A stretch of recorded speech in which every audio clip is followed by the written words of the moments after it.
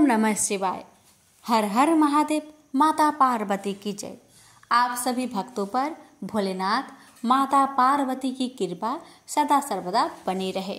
भक्तों, आज मैं आप सभी को सुनाऊंगी कार्तिक महीने की दूसरी सोमवार की व्रत कथा। प्रेम से बोलिए हर हर महादेव, माता पार्वती की जय। ओम नमः शिवाय। प्यारे भक्तों, आज आप सभी श्रवण करें सोमवार व्रत की महापुण्य फल देने वाली कथा। सोमवार का व्रत चंद्रदेव और भगवान भोलेनाथ की अर्चना हेतु किया जाता है। इस व्रत को श्रद्धा पूर्वक करने से मानसिक कलेशों से छुटकारा मिलता है एवं सभी मनोकामनाएं पूर्ण होती है। सोमवार के दिन उपवास रखकर भगवान शंकर मां पार्वती की पूजा अर्चना करनी चाहिए तथा दिन में एक बार भोजन करना चाहिए। सोमवार का व्रत रखने से स्त्रियों को पति पुत्र का सुख मिलता है। अब आइए हम श्रवण करते हैं सोमवार व्रत की पौराणिक कथा। कथा को बड़े ही श्रद्धा प्रसन्नचित मन से पूरा अवश्य सुनिएगा और दूसरे भक्तों के पास भी शेयर कीजिएगा और कमेंट बॉक्स में हर हर महादेव अवश्य लिखेगा। कथा इस प्रकार है। किसी नगर में एक धनी व्यापारी रहता था। दूर दूर तक उसका व्यापार फैला हुआ था। नगर के सभी लोग उस व्यापारी का सम्मान करते थे। इतना सब कुछ संपन्न होने के बाद भी वह व्यापारी बहुत दुखी था, क्योंकि उसका कोई पुत्र नहीं था, जिस कारण अपने मृत्यु के पश्चात व्यापार के उत्तराधिकारी की चिंता उसे हमेशा सताती रहती थी। पुत्र प्राप्ति की इच्छा से व्यापारी प्रत्येक सोमवार भगवान शिव का व्रत पूजा किया करता था और शाम के समय शिव मंदिर में जाकर शिव जी के सामने घी का दीपक जलाया करता था। उसकी भक्ति देखकर मां पार्वती प्रसन्न हो गई और भगवान शिव से उस व्यापारी की मनोकामना पूर्ण करने का निवेदन किया। भगवान शिव बोले, इस संसार में सबको उसके कर्म के अनुसार फल की प्राप्ति होती है। जो प्राणी जैसा कर्म करते हैं उन्हें वैसा ही फल प्राप्त होता है। शिव जी द्वारा समझाने के बावजूद मां पार्वती नहीं मानी और उस व्यापारी की मनोकामना पूर्ति हेतु वे शिव जी से बार बार अनुरोध करती रही। अंततः माता के आग्रह को देखकर भगवान भोलेनाथ को उस व्यापारी को पुत्र प्राप्ति का वरदान देना पड़ा। वरदान देने के पश्चात भोलेनाथ मां पार्वती से बोले, आपके आग्रह पर मैंने पुत्र प्राप्ति का वरदान तो दे दिया, परंतु इसका यह पुत्र 16 वर्ष से अधिक समय तक जीवित नहीं रहेगा। उसी रात भगवान शिव उस व्यापारी के सपने में आए और उसे पुत्र प्राप्ति का वरदान दिया और उसके पुत्र की 16 वर्ष तक जीवित रहने की भी बात बताई। भगवान के वरदान से व्यापारी को खुशी तो हुई, लेकिन पुत्र की अल्पायु की चिंता ने उस खुशी को नष्ट कर दिया। व्यापारी पहले की तरह सोमवार के दिन भगवान शिव का विधिवत व्रत करता रहा। कुछ महीनों के बाद उसके घर एक अति सुंदर बालक ने जन्म लिया और घर में खुशियां ही खुशियां भर गई। बहुत धूमधाम से पुत्र जन्म का समारोह मनाया गया, परंतु व्यापारी को पुत्र जन्म की अधिक खुशी नहीं हुई, क्योंकि उसे पुत्र की अल्प आयु के रहस्य का पता था। जब पुत्र 12 वर्ष का हुआ तो व्यापारी ने उसे उसके मामा के साथ पढ़ने के लिए बनारसी भेज दिया। लड़का अपने मामा के साथ शिक्षा प्राप्त हेतु चल दिया। रास्ते में जहाँ भी मामा भांजे विश्राम हेतु रुकते, वहीं यज्ञ करते और ब्राह्मणों को भोजन कराते। लंबी यात्रा के बाद मामा भांजे एक नगर में पहुँचे। उस दिन नगर के राजा की कन्या का विवाह था, जिस कारण पूरे नगर को सजाया गया था। निश्चित समय पर बारात आ गई, लेकिन वर का पिता अपने बेटे के एक आंख से काने होने के कारण बहुत चिंतित था। उसे भय था कि इस बात का पता चलने पर कहीं राजा विवाह से इनकार न कर दे, इससे उसकी बदनामी भी होगी। जब वर के पिता ने व्यापारी के पुत्र को देखा तो उसके मस्तिष्क में एक विचार आया। उसने सोचा, क्यों ना इस लड़के को दुल्हा बनाकर राजकुमारी से विवाह करा दूं। विवाह के बाद इसको धन देकर विदा कर दूंगा और राजकुमारी को अपने नगर ले जाऊंगा। वर के पिता ने लड़के के मामा से इस संबंध में बात की। मामा ने धन मिलने की लालच में वर के पिता की बात को स्वीकार कर ली। लड़के को दूल्हे का वस्त्र पहनाकर राजकुमारी से विवाह कर दिया गया। राजा ने बहुत सारा धन देकर राजकुमारी को विदा किया। शादी के बाद लड़का जब राजकुमारी के साथ लौट रहा था तो वह सच नहीं छिपा सका और उसने राजकुमारी के ओढ़ने पर लिख दिया, राजकुमारी, तुम्हारा विवाह मेरे साथ हुआ था। मैं तो बनारसी पढ़ने के लिए जा रहा हूँ और अब तुम्हें जिस नवयुवक की पत्नी बनना पड़ेगा वह कान्हा है। जब राजकुमारी ने अपनी ओढ़नी पर लिखा हुआ पढ़ा तो उसने कान्हे लड़के के साथ जाने से इनकार कर दिया। राजा को जब ये सब बातें पता लगी तो उसने राजकुमारी को महल में ही रख लिया। उधर लड़का अपने मामा के साथ बनारसी पहुंच गया और गुरुकुल में पढ़ना शुरू कर दिया। जब उसकी आयु 16 वर्ष की हुई तो उसने यज्ञ किया। यज्ञ की समाप्ति पर ब्राह्मणों को भोजन करवाया और खूब अन्य वस्त्र दान किए। रात को वह अपने शयन कक्ष में सो गया। शिव के वरदान के अनुसार शयन अवस्था में ही उसके प्राण पेखरू उड़ गए। सूर्योदय पर मामा मृत भांजे को देखकर रोने पिटने लगा। आसपास के लोग भी एकत्र होकर दुख प्रकट करने लगे। लड़के के मामा के रोने विलाप करने के स्वर समीप से गुजरते हुए भगवान शिव और माता पार्वती ने भी सुने। माता पार्वती ने भगवान से कहा, प्राणनाथ, मुझे इसके रोने का स्वर सहन नहीं हो रहे। आप इस व्यक्ति के कष्ट को अवश्य दूर करें। भगवान शिव ने माता पार्वती के साथ अदृश्य रूप में समीप जाकर देखा तो भोलेनाथ माता पार्वती से बोले, यह तो उसी व्यापारी का पुत्र है जिसे मैंने 16 वर्ष की आयु का वरदान दिया था। इसकी आयु पूरी हो गई है। माँ पार्वती ने फिर भगवान शिव से निवेदन कर उस बालक को जीवन देने का आग्रह किया। माता पार्वती के आग्रह पर भगवान शिव ने उस लड़के को जीवित होने का वरदान दिया और कुछ ही पल में वह जीवित होकर उठ बैठा। शिक्षा समाप्त करके लड़का मामा के साथ अपने नगर की ओर चल दिया। दोनों चलते हुए उसी नगर में पहुंचे जहां उसका विवाह हुआ था। उस नगर में भी यज्ञ का आयोजन किया। समीप से गुजरते हुए नगर के राजा ने यज्ञ का आयोजन देखा और उसने तुरंत ही लड़के और उसके मामा को पहचान लिया। यज्ञ के समाप्त होने पर राजा मामा और लड़के को महल में ले गया और कुछ दिन उन्हें महल में रखकर बहुत सा धन वस्त्र आदि देकर राजकुमारी के साथ विदा कर दिया।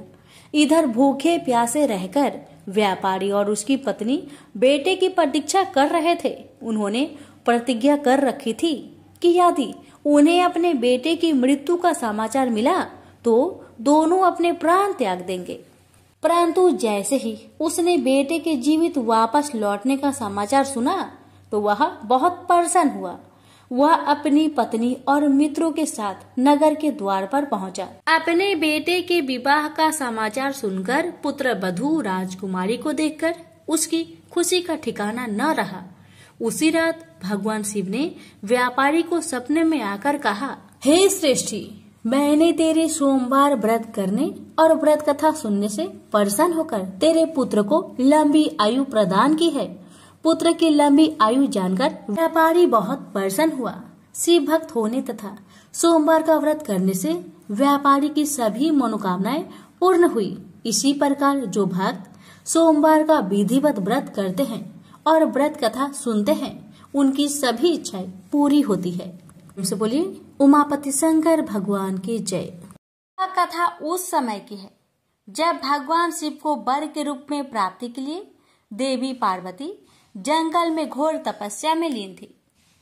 उनकी ऐसी तपस्या देखकर समस्त देवगण शिव जी से प्रार्थना कर रहे थे कि हे देवाधिदेव, पार्वती की मनोकामना को पूरा करे। भगवान शिव ने सप्त ऋषियों को पार्वती की परीक्षा लेने के लिए भेजा। सप्त ऋषियों ने शिव जी की अनेक अवगुण का जिक्र किया, फिर भी पार्वती को शिव के अलावा किसी और से विवाह मंजूर नहीं था। विवाह से पहले जगत पिता शिव अपने होने वाली पत्नी पार्वती में इस जगत के सभी प्राणियों के प्रति उनकी दया भाव को लेकर आश्वस्त होना चाहते थे। इसलिए शिव जी ने स्वयं भी पार्वती की परीक्षा ली। भगवान भोलेनाथ पार्वती की तपस्या से खुश होकर एक दिन प्रकट हुए और वरदान देकर पुनः अंतर्ध्यान हो गए। उसके कुछ ही देर बाद वही पास के एक तालाब में विशाल मगरमच्छ ने एक बालक को पकड़ लिया। बालक अपनी प्राण की रक्षा के लिए चिल्लाने लगा। पार्वती से उस बालक की चीख सुनी नहीं गई। द्रवित हृदय से करुणामयी माता पार्वती उस तालाब की ओर भागी। वहां पहुंचकर देखती है कि एक विशाल मगरमच्छ ने एक नन्हे बालक को तालाब के अंदर खींच कर ले जाने की चेष्टा कर रहा है। बालक देवी पार्वती को देखकर रोने लगा और बोला, हे माता, मुझे इस दुष्ट मगरमच्छ से बचा लो। इस संसार में मेरा न पिता है, न माता है और न ही कोई मित्र। आप ही मेरी प्राण की रक्षा कर सकते हैं। ये सुन माता पार्वती की हृदय और भी द्रवित हो गई और वो बोली, हे ग्रह, तुम इस नन्हे बालक को छोड़ दो। मगरमच्छ बोला, मैं भला क्यों छोड़ूं? इस समय पर जो मुझे मिलता है उसे अपना आहार समझकर ग्रहण कर लेता हूँ। यही मेरा नियम है। मैं इस बालक को नहीं छोड़ूंगा। देवी पार्वती ने पुनः विनीत की, हे ग्रह, तुम इसको छोड़ दो। बदले में तुम्हें जो भी चाहिए वह बोलो। मगरमच्छ बोला, मैं एक ही शर्त पर इस बालक को छोड़ सकता हूँ। वह ये है कि आपने महादेव का जो तपस्या किया है उस तप का फल मुझे दे दीजिए। माता पार्वती तुरंत तैयार हो गई। वो बोली, मैं अपने तप का फल तुम्हें दे दूंगी, लेकिन तुम इस बालक को मुक्त करो। मगरमच्छ फिर बोला, हे देवी, आप ठंडे दिमाग से सोचकर फैसला लो। आवेश में आकर संकल्प मत लो। आपने जो हजारों वर्षों से तप किया है वो देवता से भी संभव नहीं है और उस तप का फल इस तुच्छ बालक के जान के बदले चला जाएगा। माता पार्वती बोली, हे ग्रह, मेरा निश्चय अटल है। मैं अपने हजारों वर्षों के तप का फल तुम्हें देती हूँ। तुम इसका जीवन बख्श दो। फिर माता पार्वती से तपस्या दान का संकल्प करवाया। तप का दान होते ही मगरमच्छ का शरीर एक तेज प्रकाश सा चमक उठा। मगरमच्छ बोला, हे देवी, देखो, आपके तप के प्रभाव से मैं प्रकाशमयी हो गया हूँ। आपने सालों की तपस्या एक बच्चे के लिए गवा दी। चाहो तो मैं तुम्हें अपनी गलती सुधारने का एक अवसर और दे सकता हूँ। पार्वती जी ने कहा, तब तो मैं पुनः कर सकती हूँ, किंतु यदि तुम इस बालक को निगल जाते तो क्या इसका जीवन पुनः वापस मिल पाता? देखते ही देखते बालक और मगरमच्छ दोनों ही अदृश्य हो गए। पार्वती जी ने सोचा, मैंने तप दान कर दिया, अब पुनः तपस्या प्रारंभ करती हूँ और फिर से तपस्या करने का संकल्प लिया। संकल्प लेते ही फिर से भगवान शिव प्रकट हुए और बोले, हे पार्वती, भला अब क्यों तपस्या करने जा रही हो? पार्वती जी ने कहा, प्रभु, मैंने अपनी सारी तपस्या दान कर दिया है। आपको पति के रूप में पाने के लिए मैं फिर से वैसा ही कठिन तपस्या कर आपको प्रसन्न करूंगी। शिव जी ने कहा, हे पार्वती, मगरमच्छ और लड़के दोनों ही रूपों में मैं ही था। तुम्हारा चित्त संसार के सुख दुख का अनुभव करता है या नहीं, इसकी परीक्षा लेने के लिए मैंने ही यह सब किया था। सभी रूपों में दिखने वाला मैं ही हूँ। तुमने अपना तपस्या मुझे ही दिया है। इस तरह पार्वती जी ने अपनी परीक्षा में सफल हुई। प्रेम से बोलिए, हर हर महादेव। प्राचीन काल से ही काशी शिव क्रीड़ा का केंद्र रहा है। एक बार भगवान शिव पार्वती सहित काशी पधारे। वे कुछ दिन काशी में रुके। तत्पश्चात मंदराचल पर चले गए। मंदराचल पर शीतल मंद समीर बह रही थी। शिव बड़ी तन्मयता से प्राकृतिक की छटा देखने लगे। तभी एकाएक पीछे से आकर पार्वती ने परिहास पूर्वक उनके दोनों नेत्र बंद कर दिए। पार्वती के हाथों के पसीने और शिव के चेहरे की तेज से शिव के नेत्रों के कोर से पानी टपक गया और उससे एक कारल मुख, भयंकर, क्रोधी, अंधा और कृष्ण वर्ण का बालक पैदा हो गया। वह पैदा होते ही चिल्लाने और नाचने लगा और बार बार अपनी जीभ निकालकर डरावनी चेष्टाएं करने लगा। यह देख पार्वती भयभीत हो गई। उन्होंने शिव से उस विकराल बालक के विषय में पूछा तो शिव ने बताया कि वह उन्हीं का पुत्र है जो नेत्रों से पानी बहकर गिरने के कारण उत्पन्न हो गया है। पार्वती ने उसके पालन पोषण का दायित्व अपने सखी को सौंप दिया और वह बालक उनकी सखी द्वारा पोषित होने लगा। पार्वती जी ने उनका नाम अंधक रखा। इसी बीच हिरण्यकशिपु का भाई हिरण्याक्ष शिव की तपस्या में तत्लीन था। उसकी तपस्या से प्रसन्न होकर शिव प्रकट हुए और उन्होंने उससे वर मांगने को कहा। उठो पुत्र, मैं तुम्हारे तप से प्रसन्न हूँ, बोलो क्या वर मांगते हो। हिरण्याक्ष बोला, भगवान, मुझे एक पुत्र की कामना है। मेरे भाई के तो 4 पुत्र हैं, किंतु मेरी पत्नी की गोद खाली है। कृपया मुझे पुत्र प्राप्ति का वरदान दे। शिव बोले, तुम्हारे भाग्य में पुत्र प्राप्ति का योग नहीं है दैत्यराज, लेकिन मैं तुम्हें अपना पुत्र दे सकता हूँ। वह अंधा है परंतु बहुत बलशाली है। भविष्य में वह महाबलवान पुरुष बनेगा। यह कहकर शिव ने अंधक को हिरण्याक्ष के हाथों में दे दिया। हिरण्याक्ष अंधक को लेकर खुशी खुशी अपने राज्य लौट गया। अंधक राजमहल में बड़ा होने लगा। तभी देवासुर संग्राम छिड़ गया और भगवान विष्णु द्वारा हिरण्याक्ष मारा गया।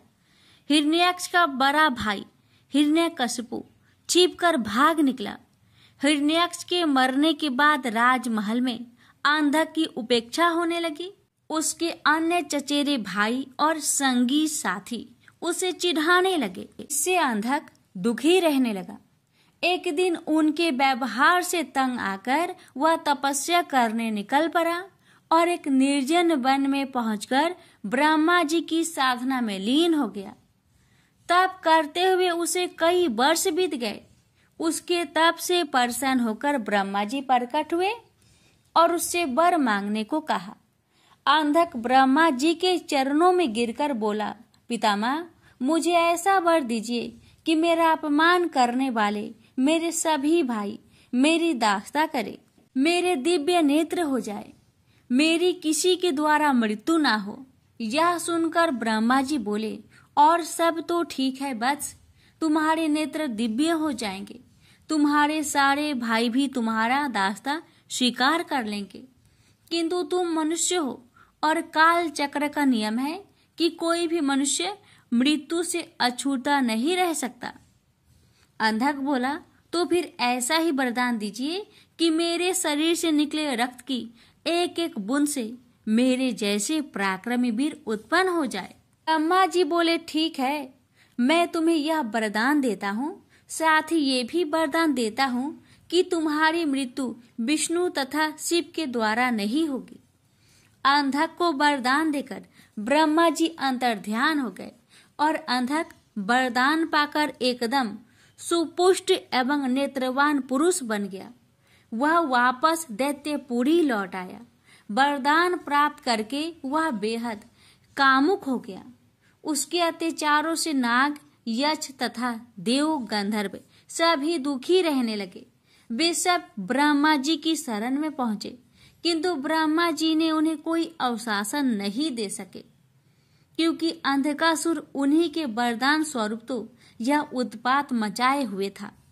आखिर निराश होकर सब लोग शिव के पास पहुंचे और उन्हें अंधकासुर के अत्याचारों के बारे में अवगत कराया। शिव ने उन्हें आश्वस्त किया। आश्वस्त होकर वे अपने स्थानों को लौट गए। शिव पार्वती मंद्राचल पर्वत पर ठहरे हुए थे। तभी एक बार अंधक अपनी सेना के साथ मंद्राचल पर्वत पर पहुंचा। पर्वत की सुरमया देखकर वह विभोर हो उठा।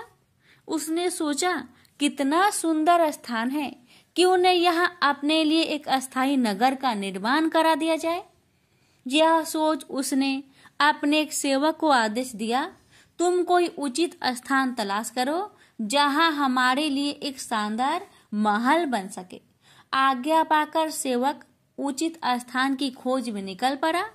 कुछ दूर जाने पर उसे एक जटाधारी पुरुष तप करता दिखाई दिया। उसके समीप ही एक सुंदर स्त्री बैठी हुई थी। उसने सोचा, वाह क्या सुंदरी है, लेकिन यह इस तपस्वी के पास क्या कर रही है? इसे तो राजमहल की शोभा होनी चाहिए, चलकर महाराज को सूचित करूं। यह सोचकर वह वापस लौट आया और अंधक को सारा वृत्तांत कह सुनाया।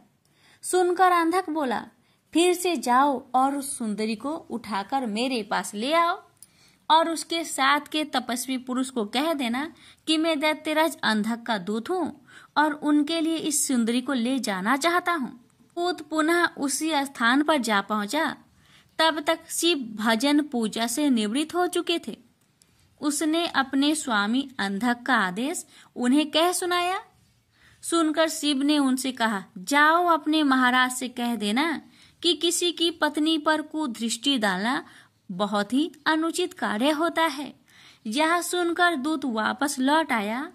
उसने अंधक को शिव द्वारा दिया गया उत्तर सुना दिया।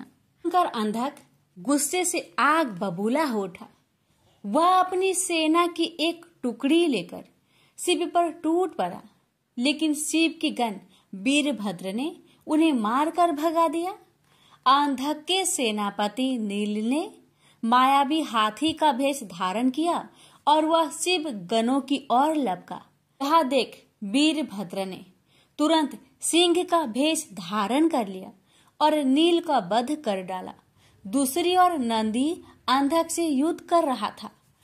उसने इतने प्रबल वेग से आक्रमण किया कि अंधक को जान बचाने के अलावा और कुछ न सूझ सका और वह अपनी सेना सहित भाग गया। अंधक के पराजित होकर भागने के पश्चात शिव पशुपत नामक व्रत करने लगे। पार्वती को उन्होंने मंद्राचल स्थित देवी मंदिर में भेज दिया और शिव के गण देवी के मंदिर पर पहरा देने लगे। अंधक अपनी पराजय को न भूल सका। उसने पुनः सेना एकत्र की और हमला कर घनघोर युद्ध छिड़ गया। अंधक ने नंदीश्वर को मूर्छित कर दिया। देवर्षि नारद द्वारा यह समाचार विष्णु तक पहुंचाया गया। इंद्र आदि को भी यह संदेश भेजा गया। देखते ही देखते देवों की एक विशाल सेना मंद्राचल पर आ जुटी। देव और दैत्यों में भयानक युद्ध छिड़ गया, लेकिन दैत्यों की प्रबल मार के आगे देवताओं की हार होने लगी। उनके पैर उखड़ने लगे। अंधक ने एक बार फिर शिव के पास संदेश भिजवाया कि उस स्त्री को मुझे सौंप दो और अपनी जान बचा लो, अन्यथा शीघ्र ही अन्य देवों के साथ साथ तुम्हें भी यमलोक पहुंचना पड़ेगा।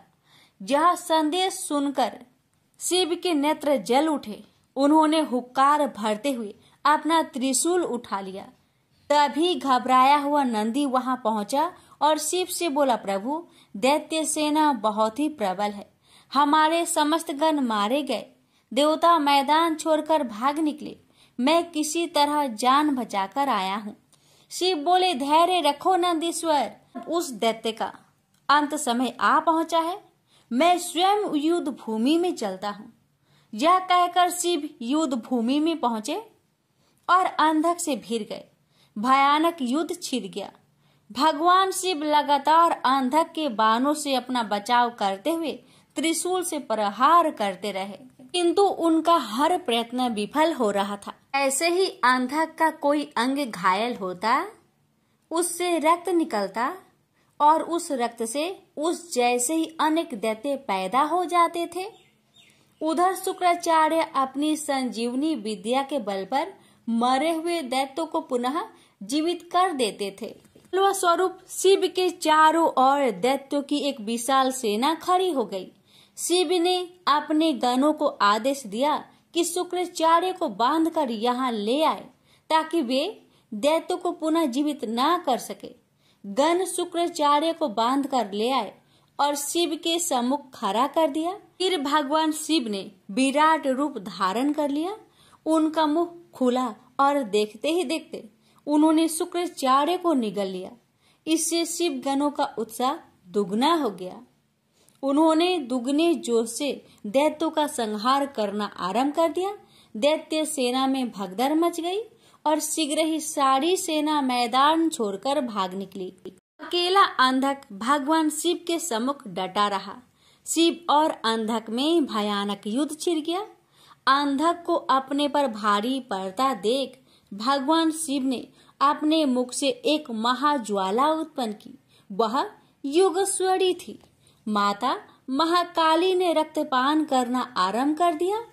शिव त्रिशूल चलाते अंधक के शरीर से रक्त फूटता और माता काली रक्त को जमीन पर गिरने से पहले ही पान कर जाती।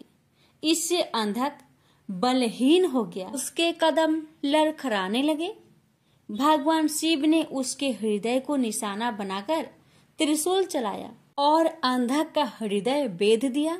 साथ ही उसे त्रिशूल के ऊपर टांग दिया। अंधक के गिरते रक्त को नीचे खड़ी काली सहित सभी योगिनियां जमीन पर गिरने से पहले ही अपने विशाल मुख में लुप्त करने लगी। फिर युद्ध शांत हो गया, लेकिन ब्रह्मा जी के वरदान स्वरूप अंधक नहीं मर सका। वह त्रिशूल पर टंगा टंगा ही शिव का जाप करता हुआ अपनी भूल का प्रायश्चित करने लगा। दयालु शिव उसके जप से प्रसन्न हुए और उसे त्रिशूल से नीचे उतारा और वर मांगने को कहा।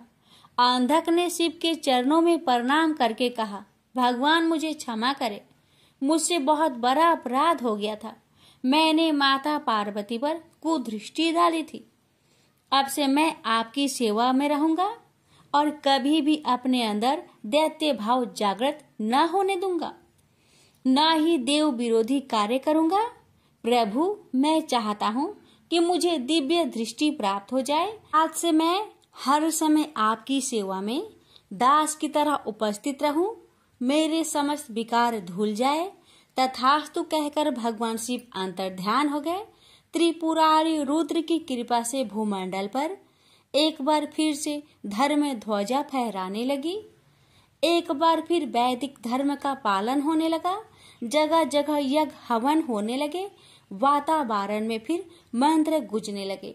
प्रेम से बोलिए हर हर महादेव।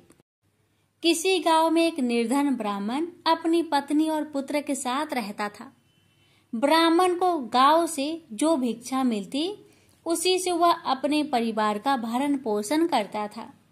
एक दिन ब्राह्मणी अपने पति से बोली, मुझे अपनी कोई चिंता नहीं है स्वामी, मैं आपके साथ भूखी प्यासी रहकर भी अपना जीवन व्यतीत कर सकती हूँ, लेकिन मुझे अपने बेटे की भूख प्यास नहीं देखी जाती।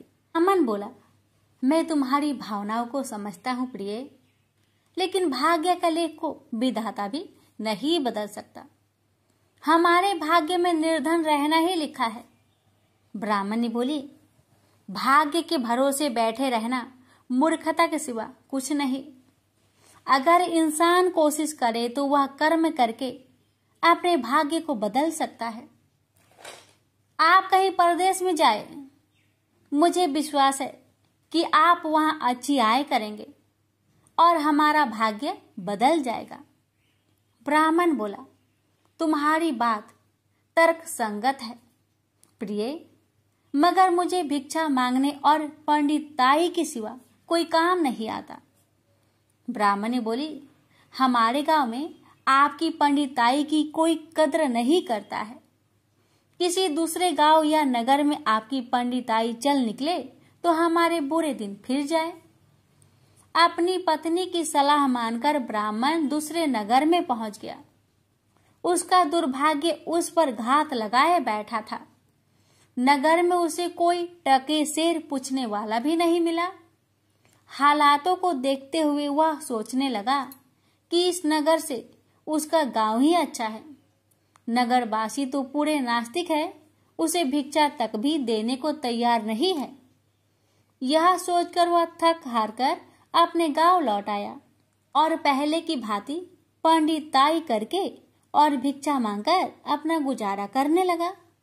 एक दिन वह भिक्षा मांगकर लौट रहा था, तभी उधर से भगवान शिव माता पार्वती के साथ गुजरे। उस निर्धन ब्राह्मण की हालत देखकर माता पार्वती ने ब्राह्मण की तरफ संकेत करते हुए भगवान शिव से कहा, आप उस ब्राह्मण को देख रहे हैं स्वामी? शिव बोले, हाँ, वह बहुत निर्धन है और दुखी भी है। पार्वती बोली, आप उसके दुख का निवारण करें नाथ। एक तो ब्राह्मण, दूसरे दरिद्र, मुझसे उसका दुख देखा नहीं जाता। शिव बोले, यह मृत्यु लोक है प्रिय, जहाँ हर प्राणी किसी न किसी दुख से त्रस्त है। सब अपने अपने कर्मों का फल भोग रहे हैं। तुम किस किस का दुख दूर कराओगी? पार्वती बोली, आपको उस निर्धन ब्राह्मण को धनवान बनाना होगा स्वामी। शिव बोले, वह भाग्यहीन है पार्वती। उसके भाग्य में फटे पुराने कपड़े और रूखा सूखा भोजन ही लिखा है। मगर पार्वती अपनी जीत पर अड़ी रही। अंत में हारकर शिव को पार्वती की बात माननी पड़ी। उन्होंने उस रास्ते में, जिस रास्ते से ब्राह्मण जा रहा था, सोने की एक ईंट डाल दी। अचानक ब्राह्मण को क्या सूझा? उसने सोचा कि वह आंखें बंद करके कितनी दूर चल सकता है। यह सोचकर वह अपनी आंखें बंद करके चलने लगा और सोने की ईंट के बिल्कुल समीप से होकर आगे गुजर गया। काफी दूर आगे जाने के बाद ही उसने अपनी आंखें खोली। यह देख भगवान शिव मुस्कुराते हुए बोले, हमने तुमसे कहा था ना प्रिय कि वह ब्राह्मण भाग्यहीन है। भाग्यहीन मनुष्य कभी धन प्राप्त नहीं कर सकता। फिर भगवान शिव पार्वती के साथ कैलाश पर्वत लौट गए। लेकिन वहां पहुंचने के बाद भी पार्वती उस निर्धन ब्राह्मण के बारे में सोचने लगी। वह किसी न किसी तरह उस ब्राह्मण को देखना चाहती थी। पार्वती को उदास देखकर भगवान शिव ने पूछा, क्या बात है प्रिय, इतनी उदास क्यों हो? पार्वती ने भगवान शिव से निवेदन किया, स्वामी, उस निर्धन ब्राह्मण का परिवार 3 सदस्यों का है। उनमें आप किसी एक को धनवान बना दे। ब्राह्मण परिवार की दरिद्रता मिट जाएगी। आप उन तीनों को एक एक वर दे। मुझे उम्मीद है कि वे तीनों आपसे दौलत का वर ही मांगेंगे। इस तरह वे धनवान बन जाएंगे। शिव बोले, ठीक है प्रिय, जैसा तुम चाहोगी वैसा ही होगा।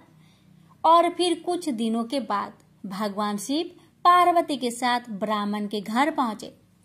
साक्षात भगवान शिव और पार्वती को देखकर ब्राह्मण परिवार आत्मा विभोर हो उठा।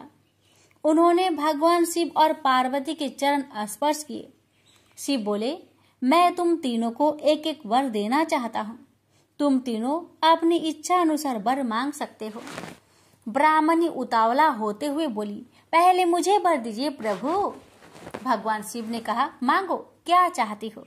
काफी सोचने समझने के बाद ब्राह्मणी बोली, भगवान, मुझे दुनिया की सबसे अधिक खूबसूरत और जवान औरत बना दीजिए।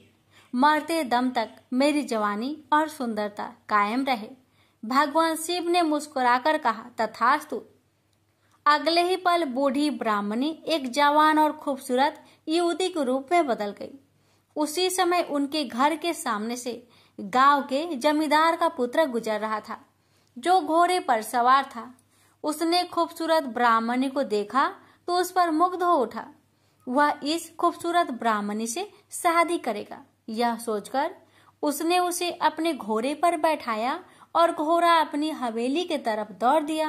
यह देख ब्राह्मण अपनी छाती पीटते हुए विलाप करने लगा, हाय मेरी पत्नी, रो मत ब्राह्मण श्रेष्ठ, तुम भी मुझसे कोई वर मांग लो, जो मांगोगे तुम्हें मिलेगा।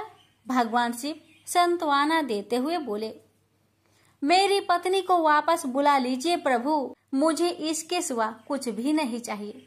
ब्राह्मण ने निवेदन करते हुए कहा। भगवान शिव बोले, तथास्तु। देखते ही देखते ब्राह्मणी वहां खड़ी थी। अपने पत्नी को अपने सामने देखकर ब्राह्मण राहत की सांस ली। भगवान शिव ने ब्राह्मण पुत्र से कहा, तुम क्या वर मांगते हो बेटा? ब्राह्मण पुत्र ने काफी सोचने समझने के बाद कहा, भगवान, मुझे कुछ नहीं चाहिए, लेकिन आप मेरी माँ को पहले जैसी बूढ़ी बना दीजिए। तथास्तु। भगवान शिव ने कहा और अगले ही पल ब्राह्मणी पहले के समान बूढ़ी हो गई।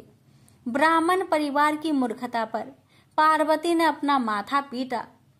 सोचने लगी कि तीनों ही वास्तव में ही भाग्यहीन हैं। विधि ने उनके भाग्य में जो लिख दिया है उसे देवी देवता भी नहीं बदल सकते। प्रेम से बोलिए हर हर महादेव। पार्वती जब भी अपने पति शिव के साथ दूसरे देवताओं के निवास स्थान पर जाती और वहां उनके सजे धजे सुंदर भवनों को देखती तो उन्हें बड़ी हीनता का बोध होता। वो यह महसूस करती कि हमसे छोटे छोटे देवताओं के पास भी बड़े बड़े भव्य भवन हैं, लेकिन हमारे पास कुछ भी नहीं। कहने को मैं आदिदेव शिव की पत्नी हूँ, लेकिन रहने के लिए मिली है कैलाश पर्वत की कंदराएं और पहनने के लिए वल्कल। किसी उचित आवास के अभाव में मैं अन्य सुख सुविधाओं का भी उपभोग नहीं कर सकती। एक दिन पार्वती ने अपने मन की यह व्यथा अपने पति शिव से कही। सुनकर शिव मुस्कुराए, फिर बोले, इसमें हीनता की कोई बात नहीं है देवी। प्रत्येक व्यक्ति की अपनी अपनी जीवन शैली होती है। हमारी जीवन शैली यही है। हम अपनी इस शैली को हीन क्यों समझे? अन्य देवगण प्रकृति से बहुत दूर है, जबकि हम प्रकृति की गोद में निवास करते हैं। यह तो हमारे लिए गौरव की बात है, हीनता की नहीं। शिव के तर्कों से पार्वती संतुष्ट नहीं हुई और बोली, मुझे आपकी ये बातें समझ में नहीं आती देव। मुझे तो अपना एक आवास चाहिए, बहुत ही भव्य और सुख सुविधा से पूर्ण। शिव ने अपनी सहज मुस्कान के साथ उत्तर दिया, इसमें क्या मुश्किल है देवी। मैं अभी विश्वकर्मा को बुलवा देता हूँ, उनसे जैसा चाहे वैसा आवास बनवा ले। विश्वकर्मा को बुलवाया गया। पार्वती ने आदेश दिया, हमारे लिए एक ऐसा भवन बनाओ जैसा विश्व में कहीं ना हो। विश्वकर्मा ने आदेश स्वीकार किया। निर्माण कार्य प्रारंभ हो गया। कुछ ही समय में पार्वती की इच्छा अनुसार भव्य भवन तैयार हो गया। अपने भवन को देखकर पार्वती अति प्रसन्न हुई। गृह प्रवेश की तैयारी होने लगी। पार्वती चाहती थी कि गृह प्रवेश के समय सभी प्रमुख देवता हमारे यहाँ उपस्थित रहे। शिव ने अपनी सहमति दे दी। सभी प्रमुख देवी देवताओं को आमंत्रण भेजा गया। गृह प्रवेश के समय वे सब कैलाश पर्वत पर आ गए। उन्होंने पार्वती के भव्य भवन की भूरी भूरी प्रशंसा की। इन विश्व नियंता ब्रह्मा खामोश रहे। जब सब देवी देवता जाने लगे तो पार्वती ने ब्रह्मा जी से पूछा, देव क्या आपको यह आवास पसंद नहीं आया? ब्रह्मा जी ने आश्चर्य व्यक्त करते हुए पार्वती से ही प्रश्न किया, देवी मैंने ऐसा कब कहा? आपके चेहरे की भाव भंगिमा कुछ ऐसा ही कह रही है प्रभु। पार्वती ने अपनी शंका स्पष्ट की। फिर ब्रह्मा जी को मौन देखकर पार्वती ने अपनी बात आगे बढ़ाई, देव आप कुछ संकोच कर रहे हैं, स्पष्ट कहिए क्या बात है? ब्रह्मा जी ने तनिक रुककर उत्तर दिया, देवी और तो सब ठीक है, लेकिन इस प्रसाद पर शनि की कुदृष्टि है। इतना कहकर वे वहां से चले गए। पार्वती ने ब्रह्मा जी की बात शिव को बतलाई तो वे भी कुछ चिंता में पड़ गए। पार्वती ने शिव से पूछा, प्रभु शनि की दृष्टि से क्या हो सकता है? यह प्रसाद जल सकता है? शिव ने उत्तर दिया। यह सुनकर पार्वती भी चिंतित हो गई और बोली, प्रभु इसके लिए कोई उपाय कीजिए। शिव ने निराशा व्यक्त की। शनि के दृष्टि को हटाना सरल नहीं है देवी। शिव का उत्तर सुनकर पार्वती आवेश में आ गई और बोली, सरल क्यों नहीं है?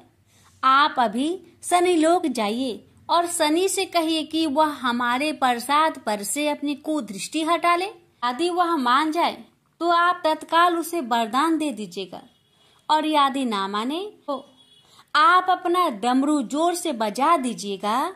मैं स्वयं अपने प्रसाद को आग लगा दूंगी। यदि प्रसाद को जलना ही है तो यह मेरे ही हाथों से जलेगा, शनि की कुदृष्टि से नहीं। इसके बाद मैं शनि को श्राप दूंगी। पार्वती की इच्छा अनुसार शिव शनि लोक गए। वहां शनि देव ने उनकी अभ्यर्थना की और आदर के साथ आसन पर बैठाया। आसन ग्रहण करने के बाद शिव ने अपने आने की प्रयोजन बताया। देवी पार्वती ने जो प्रसाद बनवाया है उस पर तुम्हारी कुदृष्टि है, अतः वे चाहती हैं कि तुम उधर से अपनी कुदृष्टि हटा लो। शनि देव ने करवध होकर निवेदन किया, आप निश्चिंत रहे देव, माता पार्वती के प्रसाद पर कुदृष्टि डालने का मैं दुस्साहस कर ही नहीं सकता। शनि से अवशासन पाकर शिव प्रसन्न हो गए और बोले, शनि मैं तुमसे प्रसन्न हूँ, तुम जो चाहे वर मांग सकते हो। शनि ने विनम्र भाव से कहा, प्रभु आपका दिया हुआ सब कुछ मेरे पास है, क्या मांगू? हाँ, एक इच्छा अवश्य है, वह है आपका तांडव नृत्य देखने की। बहुत दिन हो गए उसे देखे हुए, आपका नृत्य देखला सके तो कृपा होगी। शनि का यह अनुरोध शिव को अच्छा लगा। उन्होंने तत्काल अपना डमरू उठा लिया और लगे नृत्य करने। भोले भंडारी ये भी भूल गए कि माता पार्वती ने डमरू की आवाज सुनकर अपने नव निर्मित प्रसाद को जला देने की बात कही थी। बस डमरू बजा बजा कर वे नृत्य करते रहे। उधर पार्वती ने जब कैलाश पर डमरू की ध्वनि सुनी तो उन्होंने सोचा कि शनि ने अपनी कुदृष्टि हटाना अस्वीकार कर दिया है, अतः वे बहुत दुखी हुई। उन्हें लगा कि यदि मैं तत्काल अपने नव निर्मित आवास को आग लगा दूंगी तो वह शनि की कुदृष्टि से बच जाएगा। अतः उन्होंने स्वयं ही अपने प्रसाद में आग लगा दी। वह धू धू करके जल उठा। प्रसाद को जलता देख पार्वती का शनि पर क्रोध धीरे धीरे बढ़ने लगा और वे उसे श्राप देने के लिए तैयार हो गई। लेकिन उसी समय भगवान शिव वहां पहुंच गए। उन्होंने वहां प्रसाद को जलते देखा तो वे आश्चर्यचकित रह गए। उनकी समझ में ही नहीं आया कि यह कैसे हो गया। फिर अचानक उन्हें सब कुछ स्मरण हो आया। अपनी भूल का उन्हें एहसास हुआ। उन्होंने पार्वती जी को सब कुछ कह सुनाया। सच्चाई जानकर पार्वती को भी अपने जल्दबाजी पर दुख हुआ। अब शनि को श्राप देने का कोई अर्थ नहीं था। प्रत्यक्षतः उसका कहीं कोई अपराध नहीं था। फिर भी पार्वती और शिव को यह लग रहा था कि यह सब हुआ शनि की कुदृष्टि से ही। लेकिन स्थिति को देखते हुए वे उसे दोषी नहीं ठहरा सकते थे। प्रेम से बोलिए हर हर महादेव, शनि महाराज की जय हो। श्रवण करेंगे शिव चालीसा। जय गणेश गिरिजा सोवन, मंगल मूल सुजान, कहत अयोध्या दास, तुम देहु अभय वरदान। जय गिरिजापति दीन दयाला, सदा करत संतन प्रतिपाला, भाल चंद्रमा सोहत नीके, कानन कुंडल नाग फनीके। अंग गौर सिर गंग बहाए, मुंड माल तन चार लगाए, वस्त्र खाल बाघंबर सोहे, सभी को देखी नाग मन मोहे। मैना मातु की हवी दुलारी, वाम अंग सोहत छवि न्यारी, कर त्रिशूल सोहत छवि भारी, करत सदा शत्रुन क्षयकारी। नंदी गणेश सोहे तह कैसे, सागर मध्य कमल है जैसे, कार्तिक श्याम और गणराउ या छवि को कहे जात न काऊ। देवन जब ही जय पुकारा, तब ही दुख प्रभु आप निवारा, किया उपद्रव तारक भारी, देवन सब मिली तुम ही जुहारी। तुरंत सडानन आप पठायो, लमनी मेष महामारी गिराओ, आप जलंधर असुर संहारा, सूयस तुम्हार विदित संसारा। त्रिपुरासुर सन युद्ध मचाई, सब ही कृपा कर लीन बजाई, किया तप ही भगीरथ भारी, पूरब प्रतिज्ञा तासु पुरारी। दानिन मह तुम सम कोई नाही, सेवक स्तुति करत सदाही, वेद नाम महिमा तौ गाई, अकथ अनादि भेद नहीं पाई। पर कट्टी उधती मंथन में ज्वाला, जरत सुरासुर भय विहाला, किन्ही दया तह करि सहाय, नीलकंठ तब नाम कहाई। पूरन रामचंद्र जबे किन्हा, जीत के लंक विभीषण तिन्हा, साहस कमल में हो रहे धारी, किन्हा परीक्षा तब ही पुरारी। एक कमल प्रभु राखे जोई, कमल नयन पूजन चाह सोई। कठिन भक्ति देखी प्रभु शंकर, भय प्रसन्न दिए इच्छित वर। जय जय जय अनंत अविनाशी, कारत कृपा सबके घटवासी। दुष्ट सकल नित्य मोहि सतावे, भ्रमत रहो मोहि जन आवे। त्राहि त्राहि में नाथ पुकारो, यो ही अवसर मोहि अनुबारो। हे त्रिशूल शत्रुन को मारो, संकट से मोहि आन उबारो। माता पिता भ्राता सब होई, संकट में पूछत नाही कोई। स्वामी एक है आस तुम्हारी, आए हरहु मम संकट भारी। धन निर्धन को देत सदा ही, जो कोई जाचे सो फल पाही। स्तुति की है विधि करे तुम्हारी, क्षमहु नाथ अब चूके हमारी। शंकर हो संकट के नाशन, मंगल कारण विघ्न विनाशन। योगी यति मुनि ध्यान लगावे, शारद नारद शीस नवावे। नमो नमो जय नमः शिवाय, सुर ब्रह्मादि के पार न लाए। जो यह पाठ करे मन लाई, तापर होत है शंभु सहाय। प्रिनिया जो कोई हो अधिकारी, पाठ करे सो पावन हारी। पुत्रहीन कर इच्छा जोई, निश्चय से ऊपर साध ते ही होई। पंडित त्रयोदशी को लावे, ध्यान पूर्वक होम करावे।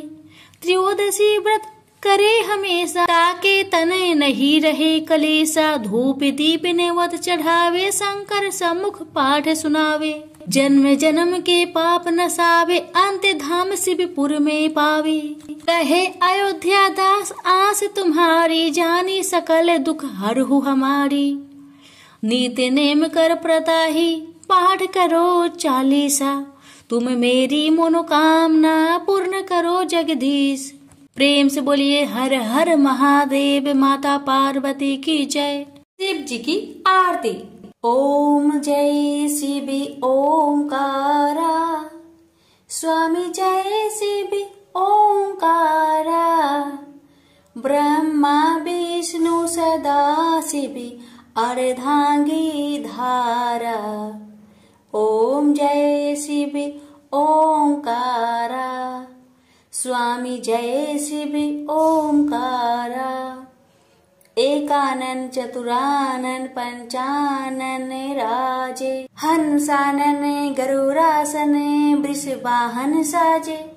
ओम जय शिव ओंकारा, स्वामी जय शिव ओंकारा। दो भुज चार चतुर्भुज, 10 भुज अति सोहे। त्रिगुण रूप निरखते, त्रिभुवन जन मोहे। ऐछि माला बने माला, मुंड माला धारी। त्रिपुरारी कंसारी, करे माला धारी। श्वेतांबर पीतांबर, बाघंबर अंगे। सनकादिकी गरुणादिकी, भूतादिकी संगे। कर के माध्य का मंडलु चक्र, त्रिशूली धारी। सुखकारी दुखहारी, जगपालनकारी। ब्रह्मा विष्णु सदा शिव, जानत अविवेका। मधु के टप दो मारे, सुर भयहीन करे। लक्ष्मी व सावित्री पार्वती संगा। पार्वती अर्धांगी, शिव लहरी गंगा। पर्वत सोहे पार्वती, शंकर कैलासा। भांग धतुर का भोजन, भस्मी में बासा। जटा में गंग बहत है, गल मुंडन माला। शेष नाग लिपटावत, ओढ़त मृगी छाला। काशी में विराजे विश्वनाथ, नंदी ब्रह्मचारी। नीत उठ दर्शन पावत, महिमाति भारी। त्रिगुण स्वामी जी की आरती, जो कोई नरे गावे। कहत शिवानंद स्वामी, मनवांछित फल पावे। ओम नमः शिवाय, हर हर महादेव, माता पार्वती की जय।